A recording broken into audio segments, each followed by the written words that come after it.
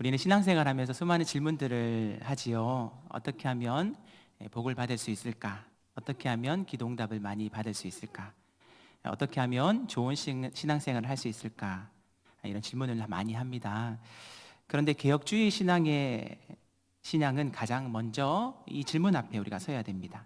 하나님은 어떤 분이신가? 이 질문 앞에 서야 된다는 것이죠. 왜 그렇습니까? 우리가 그 하나님을 잘못 알고 있다면 우리 예배도 잘못될 수가 있고 기도도 잘못될 수가 있으며 신앙 전체 생활이 잘못될 수 있기 때문에 그렇습니다. 우리는 계속해서 웨스트민스터 소요리 문답을 배우고 있죠. 이제 기억 다 하실 겁니다. 소요리란 뜻이 뭐라고 했는지 기억나실까요? 작을 소, 그다음에 요리는 요약된 교리 해서 소요리 문답서는 아주 작게, 심플하게, 간결하게 요약된 교리서를 우리가 소요리 문답이라고 하죠. 대상은 누구라고 말씀드렸습니까? 기억나실까요? 아침마다 새롭고 날마다 새로우시죠? 우리 그 학생들과 그다음에 새신자들을 위해서 양육을 할 때 이 세례를 주기 전에 이 교육을 반드시 하게 되어집니다. 웨스트민스터 소유리 문답서에서는요, 인간의 삶에서 가장 중요한 질문을 차례대로 가르칩니다. 제1문 우리 한번 4주 만에 또 말씀을 전하니까요, 복습을 한번 했으면 좋겠다라는 생각이 듭니다. 제가 이제 문 읽으면 여러분들이 답해 주시면 될 것 같습니다. 사람의 주된 목적은 무엇입니까?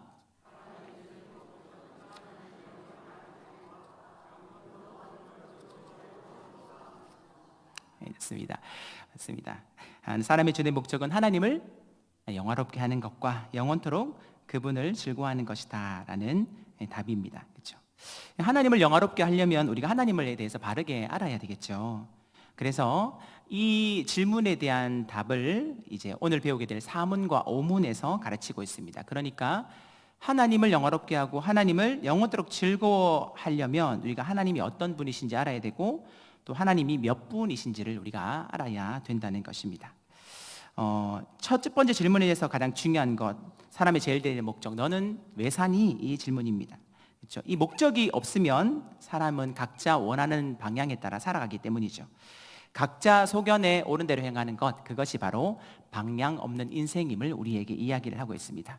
그래서 하나님께서 인간을 창조하신 목적이 분명히 있다고 말씀을 하셨습니다. 이사야서 43장 21절 말씀에 보면 이 백성은 내가 나를 위하여 지었나니 나를 찬송하게 하려 함이니라. 아멘. 인간을 창조하신 목적이 뭐라고요? 하나님을 찬송하고 예배하기 위해서이다. 이렇게 말씀을 하고 있습니다. 그렇기 때문에 우리는 반드시 예배자로 살아가야 되죠. 그러니까 우리가 예배자로 살아갈 때 인간은 가장 편안하고 행복한 삶을 살 수가 있다는 것입니다. 그리고 우리 삶 가운데 늘 우린 고민해야 됩니다. 하나님께서 무엇을 기뻐하실지 생각하고 그 기뻐하심을 다른 어떤 것보다 우선시하는 삶을 살아가야 된다는 것이죠. 그것이 무엇일까요? 성경에서 이야기하는 거룩함, 즉 구별됨을 이야기를 하는 것입니다. 왜 우리가 구별되게 살아야 됩니까? 왜 거룩하게 살아야 됩니까? 하나님께서 말씀하셨습니다. 내가 거룩하니 너희도 거룩하라, 이렇게 말씀을 하셨기 때문에 그렇게 살아가야 된다는 것이죠. 그러니까 예배는 곧 삶입니다. 예배 따로 삶 따로 국밥이라고 이야기하지 않고요, 예배는 곧 삶입니다. 믿으십니까? 네, 그렇죠. 예배가 삶이고 곧 삶이 예배가 되는 것, 그것이 바로 진정한 코람데오라고 할 수가 있겠죠. 특별히 우리가 먹고 마시고 공부하고 운동하고 진로를 정하고 직업을 가지며 결혼을 하고 가정을 돌보는 모든 목적이 우리는 하나님의 영광을 위한 것이 되어야 한다는 것입니다. 또한 하나님을 즐거워하는 것은 어떤 의미일까요? 이제 아실 겁니다. 마음과 뜻과 힘을 다하여서 누구를 사랑하는 것? 내 하나님 여호와를 사랑하는 것. 그러니까 어떠한 형편과 상황 가운데서도 주님을 사랑하고 영원토록 그분을 따르는 것을 말하는 것이죠. 왜 그렇습니까? 왜요? 하나님은 최고의 선이시기 때문에, 그리고 하나님은 항상 옳으시기 때문에 그분만으로 만족하는 존재로 우리를 지으셨기 때문에 그러한 삶을 살아가야 된다는 것입니다. 그런데 우리는 어떻습니까? 신앙생활을 하다 보면 기분이 좀 좋을 때는 찬양하고 예배하는 것에 적극적입니다. 하지만 내 환경이 좀 문제가 생기고 상황이 좀 뒤틀리고 내 기분과 환경이 좋지 않을 때는 하나님을 전심으로 따르는 것을 조금 더 이렇게 더디게 하는 모습을 볼 수가 있다는 것이죠. 하지만 우리가 반드시 기억해야 됩니다. 우리는 하나님을 즐거워해야 됩니다. 마음과 뜻과 힘을 다해서 하나님을 사랑하는 것, 이렇게 할 때에 우리 인간은 참된 행복을 느끼게 된다는 것입니다. 계속해서 소유리 문답 2문입니다. 한번 읽어보도록 하겠습니다. 제가 문하겠습니다. 하나님을 영화롭게 하고 즐거워하는 것을 지도하시려고 하나님께서 우리에게 어떤 규칙을 주셨나요?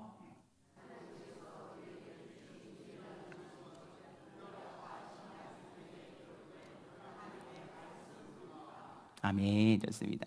그럼 우리가 어떻게 하면 하나님을 영화롭게 하고 하나님을 영원토록 즐거워할 수 있을까? 그 방법론을 제2문에서 알려주고 있다는 것입니다. 그러니까 하나님의 말씀이 기록된 구약과 신약의 유일한 규칙이라는 것이죠. 믿으십니까?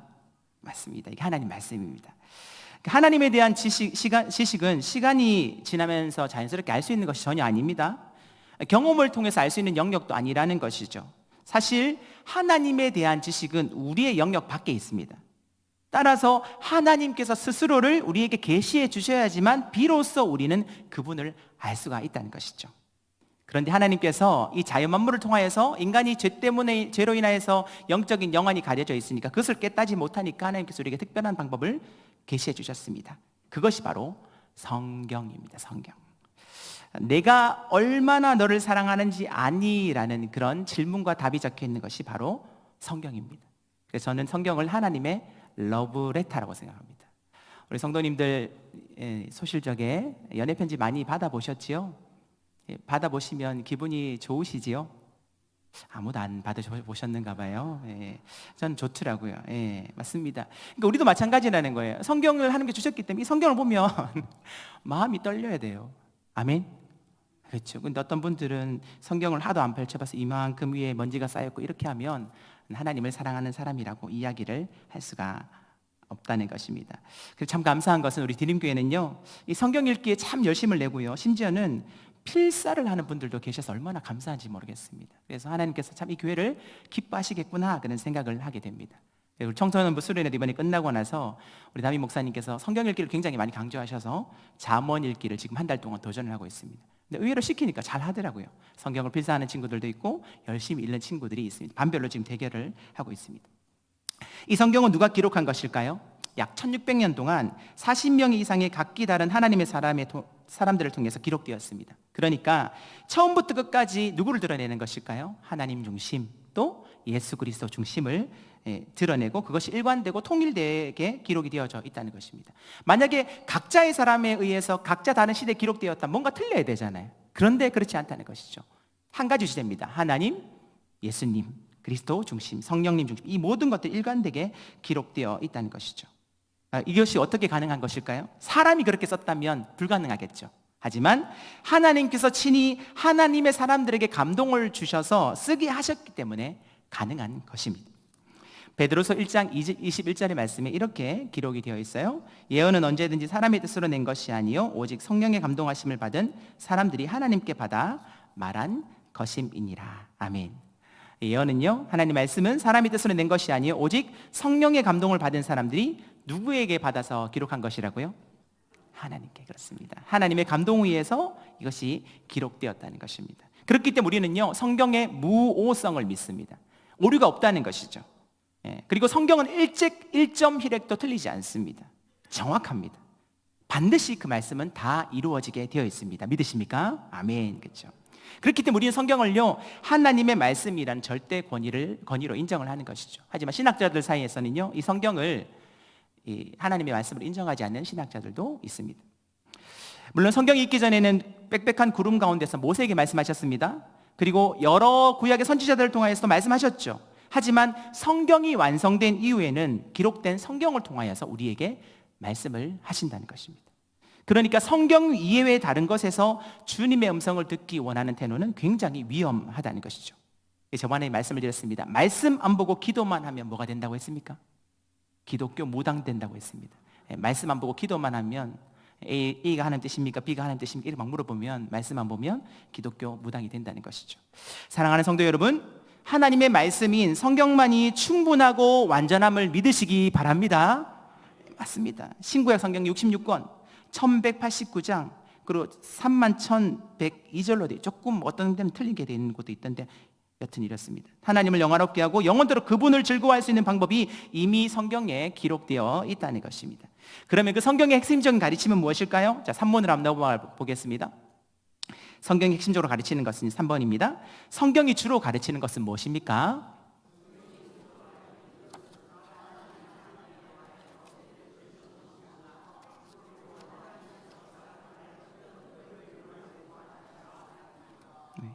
소유리 문답 총 107문, 1문부터 107문 중에서 1문부터 38문까지는 사람이 하나님에 관하여 믿을 것이 무엇인가, 즉 지식을 얘기하고 있고요. 그 다음에 39문부터 107문은 하나님께서 사람에게 어떤 의무를 요구하시는가, 실천적인 부분을 이야기를 하고 있습니다. 그러니까 우리는 하나님에 대한 지식을 알아야 됩니다. 하나님의 지식을 모르면요, 우리는 맹신이 될 수밖에 없습니다. knowledge about God, 하나님에 대해서 알아야지 하나님을 잘 섬길 수가 있다는 것이죠. 그래서 저는 그렇게 생각합니다. 믿는다는 것은 공부하는 것이다, 이렇게 생각합니다. 우리 따라 해볼까요? 믿는다는 것은 공부하는 것이다. 성경을 공부하는 것이 바로 하나님을 공부하는 것과 마찬가지입니다.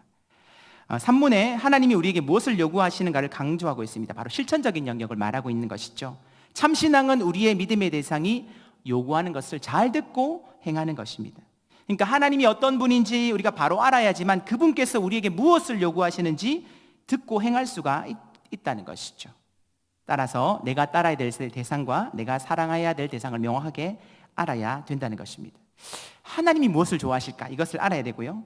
하나님을 제대로 알아야 그분의 성품에 감동을 할 수 있고 그분의 가르침을 따라갈 수가 있다는 것입니다. 그리고 하나님이 하신 그 은혜에 감사할 수 있고 마침내 자발적으로 주님을 따르고 싶어진다는 것이죠. 그것이 바로 참 순종이고 진정한 신앙이 아닌가라는 그런 생각을 합니다. 자, 오늘 본격적으로 사문입니다. 자, 한번 제가 질문하겠습니다. 자, 하나님은 그럼 어떤 분이신가요?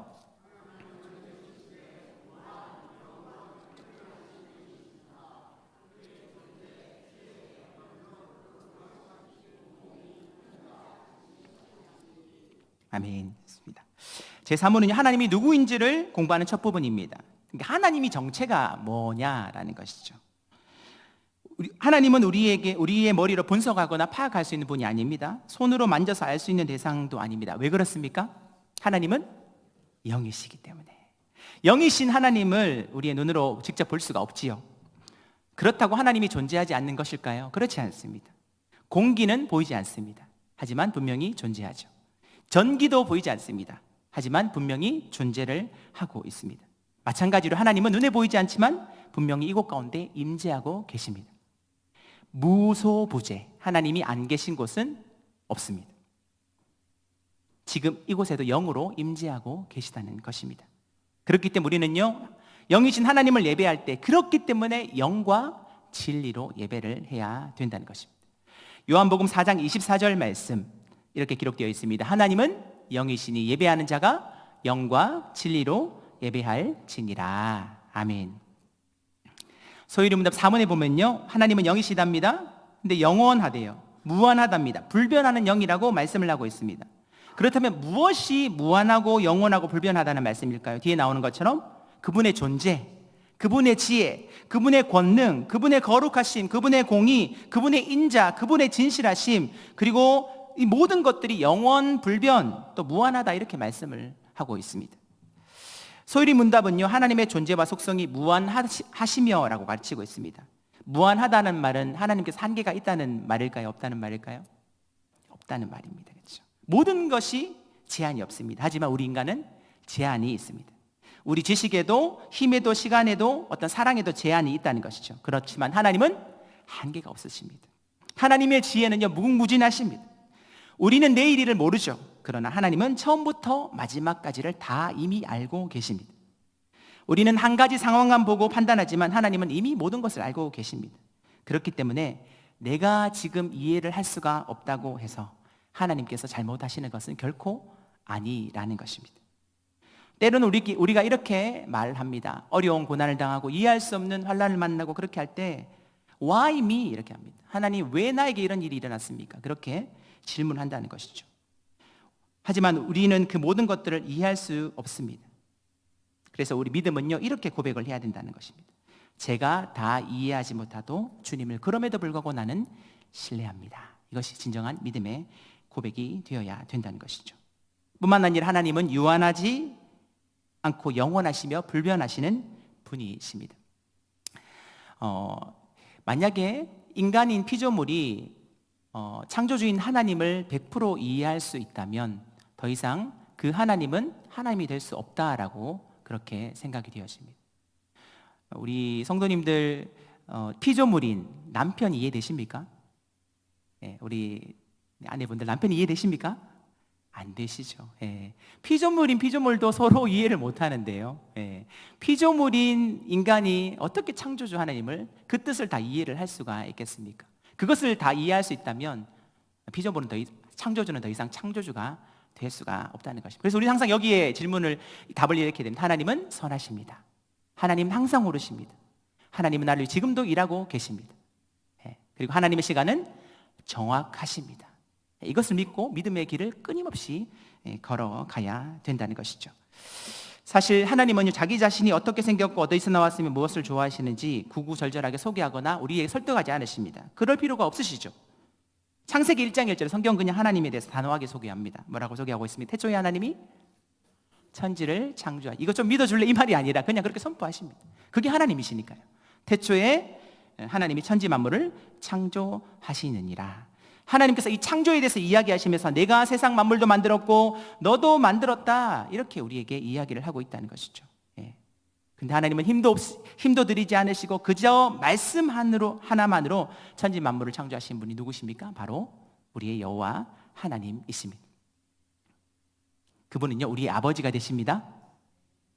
그분의 존재와 지혜, 권능, 거룩하심, 공의와 인자, 진실하심이 무한하시고 영원하시고 불변하십니다. 성경을 보면 하나님의 눈, 손, 귀라는 단어가 등장을 하죠. 진짜 하나님이 영이신데 어떻게 눈이 있을까요? 손이 있을까요? 귀라는 귀가 있을까요? 그렇지 않습니다. 하나님은 우리와 달리 눈에 보이는 형체가 없으시기 때문에 하나님의 눈, 손, 발 이런 표현들은 인간이 이해하기 쉽도록 비유적으로 표현을 한 것입니다. 물론 육체의 몸을 입고 오신 예수님은요, 눈과 코와 귀가 있으셨죠. 하지만 영으로 계신 하나님은 그렇게 우리가 표현할 수가 없다는 것입니다. 하지만 인간이 이해할 수 있도록 하나님께서 그렇게 우리에게 표현을 하셨다는 것이죠. 그리고 하나님의 형상으로 지음받았다는 말은 어떤 의미일까요? 하나님의 형상이라는 것이 인간에게 어떤 코, 눈 이런 것들을 만들어는 이야기하는 것일까? 그렇지 않죠. 지, 정, 의, 사랑, 아름다운 질서, 이런 하나님의 속성들에 따라서 인간을 지음받았다는 그런 의미입니다. 그러니까 우리가 말을 할 수 있는 것도 하나님을 닮아서 그런 것입니다. 말을 할 수 있는 것도, 무언가를 발명할 수 있는 능력도 인간이 하나님을 닮아서 그런 것입니다. 또 하나님의 감정에 대해서 표현하고 있습니다. 하나님은 미움도, 질투, 화, 후회 등의 감정을 느끼실까요? 물론 인간이 느끼는 그런 감정과는 다르죠. 왜냐하면 하나님은 그런 감정들을 초월하여 계시는 분이시기 때문에 그렇습니다. 말씀으로 천지 만물을 창조하신 분이 인간의 마음 하나 어떻게 못해서 질투하고 답답해 하시겠냐 하는 것입니다. 성경의 이런 표현들 역시요, 하나님께서 인간이 이해할 수 있도록 표현하신 방법 중에 하나라는 것입니다. 우리가 이해할 수 있는 방법으로 표현을 해주신 것이죠. 마치 어린아이에게 쉽게 설명하듯이 우리의 수준에 맞춰서 낮게 보여주신 것입니다. 예를 들어 창세기 6장 5절에 보면 이런 말씀이 등장을 합니다. 우리 같이 한번 읽어볼까요? 시작. 여호와께서 사람의 죄악이 세상에 가득함과 그의 마음으로 생각하는 모든 계획이 항상 악할 뿐임을 보시고 땅 위에 사람 지으셨음을 한탄하사 마음에 근심하시고. 아멘. 6절 말씀을 쉬운 성경으로 보면 여호와께서는 땅 위에 사람을 만드시는 것을 후회하시며 마음 아파하셨습니다, 이렇게 기록을 하고 있습니다. 여호와 하나님은 완전하신 분이신데 어떻게 인간을 만드신 것을 후회한다고 말씀을 하실까요? 그렇지 않죠. 하나님의 그 마음이 얼마나 안타까우셨으면 그렇게까지 표현을 했을까요? 인간을 만드신 것을 실수하셨기 때문에 후회하신다는 말이 아니라 인간이 쉽게 이해할 수 있도록 그렇게 우리에게 표현을 해 주신 것입니다. 하나님은 피곤하지도 않으시고 항상 깨어 있으시다는 뜻도 나오죠. 하나님, 당연히 하나님은 피곤하지 않으십니다. 주무시지도 않으십니다. 졸지도 않으시죠. 영이신 하나님이 피곤함을 느끼시고 주무시거나 졸음을 못 이기신다는 그런 말이 아니죠. 이것도 인간의 수준에서 쉽게 이해할 수 있도록 우리에게 표현을 해주신 것입니다. 그만큼 우리에게서 잠시도 눈을 떼지 않으시고 지금도 불꽃 같은 눈동자로 우리를 지켜보시는 분이 바로 누구시라는 것입니까? 여호와 하나님이십니다. 얼마나 감사합니까? 하나님의 이름도 그래서 스스로 있는 자입니다. 창세기 3장 10절에 14절에 나는 스스로 있는 자다 이렇게 말씀을 하셨죠. 헬라어로 에고 에이미, 영어로는 I am who I am. 물론 성자 예수님은요 육신의 몸을 입고 오셨기 때문에 육신의 피곤함과 배고픔, 인간이 느끼는 모든 감정을 그대로 느끼셨다는 것입니다. 그러므로 우리가 기억해야 될 것은 영이신 하나님은 무한하시고 영원하시며 불변하시기에 우리의 모든 것을 아시는 하나님을 끝까지 신뢰하며 우리의 문제보다 더 크신 하나님만을 바라보는 저와 여러분들 다 되시기를 예수님의 이름으로 축복합니다. 계속해서 소율이문답 5문입니다. 자, 우리 한번 읽어볼까요? 하나님 한 분 외에 하나님이 더 계신가요?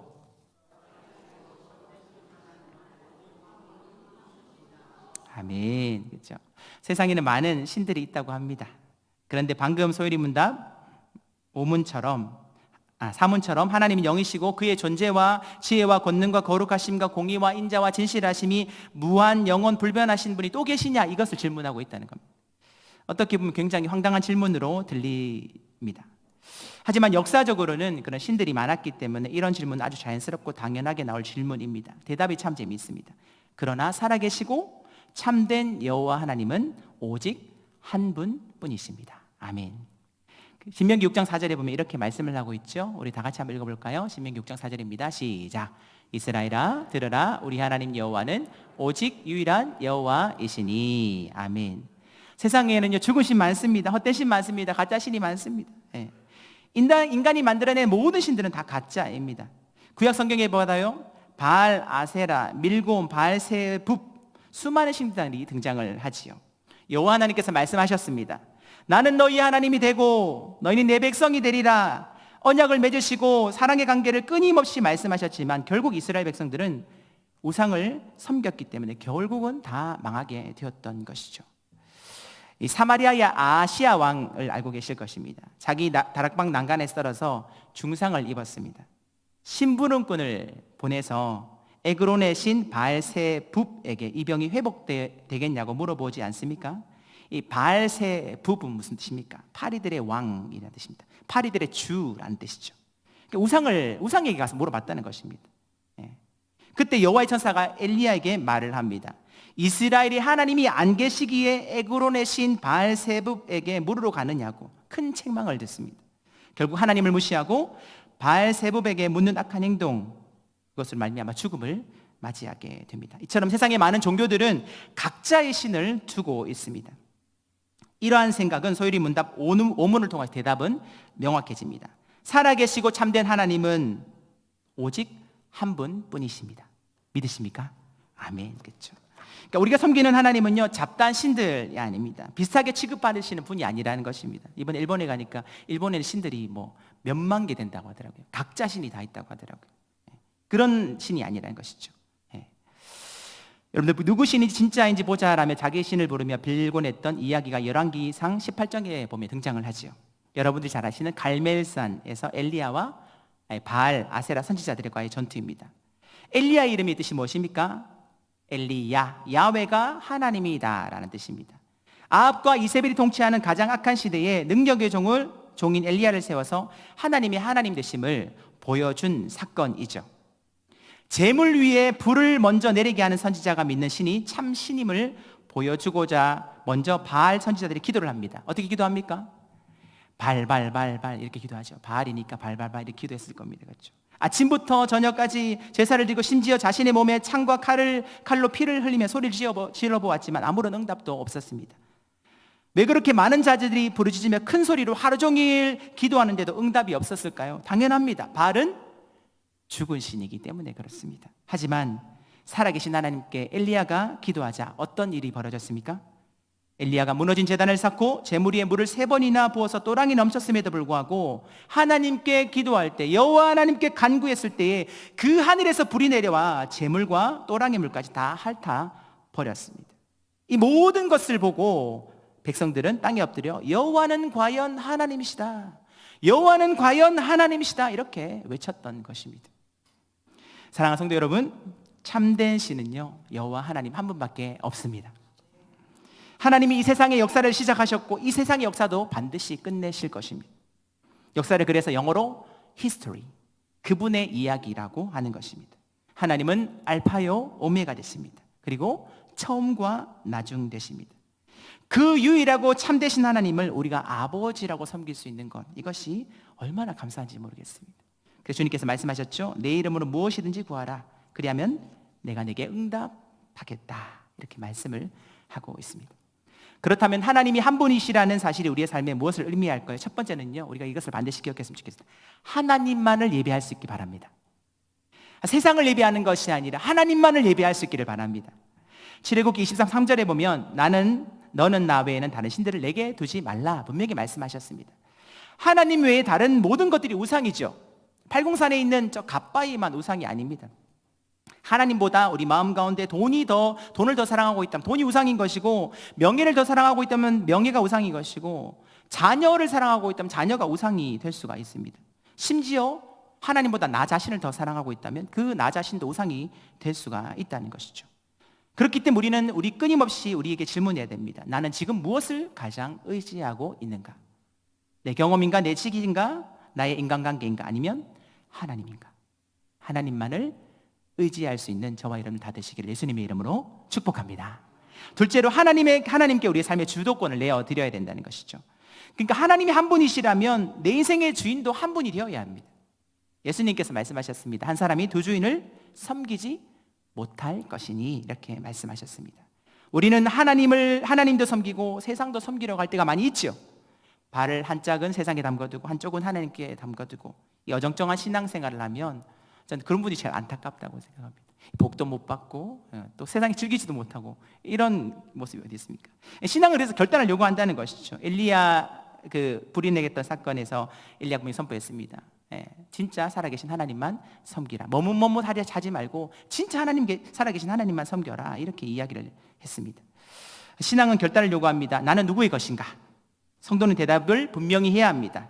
나는 하나님의 것입니다. 아멘. 여기에 중요한 질문이 있습니다. 거룩하신 하나님을 죄인인 우리가 어떻게 만날 수 있겠습니까? 하나님은 거룩하십니다. 우리는 하나님을 떠난 존재였습니다. 그러나 하나님께서 먼저 우리를 찾아오셨죠. 성육신 사건, 그분이 바로 예수 그리스도이십니다. 십자가에서 예수님께서 우리의 죄를 담당하셨습니다. 그리고 부활하심으로 죽음의 권세를 이기셨죠. 그러므로 우리는 날마다 예수 그리스도의 십자가를 통해서 하나님께 담대히 나아갈 수 있게 되었다는 것입니다. 오늘 말씀을 정리하겠습니다. 오늘 소요리 문답 사문과 어문에 대해서 배웠습니다.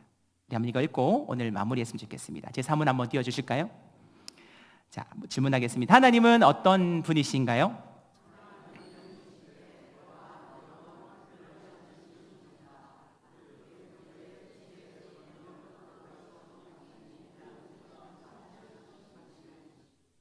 하나님은 영이십니다. 무한하시고 영원하시고 변치 않는 하나님, 그분이 우리 하나님이십니다. 거룩하신 분, 공의로우신 분, 선하신 분, 진실하신 분, 그 하나님을 우리는 지금도 아바 아버지라고 섬기고 있는 것입니다. 자, 소요리 문답 5문입니다. 하나님 한 분 외에 하나님이 더 계신가요?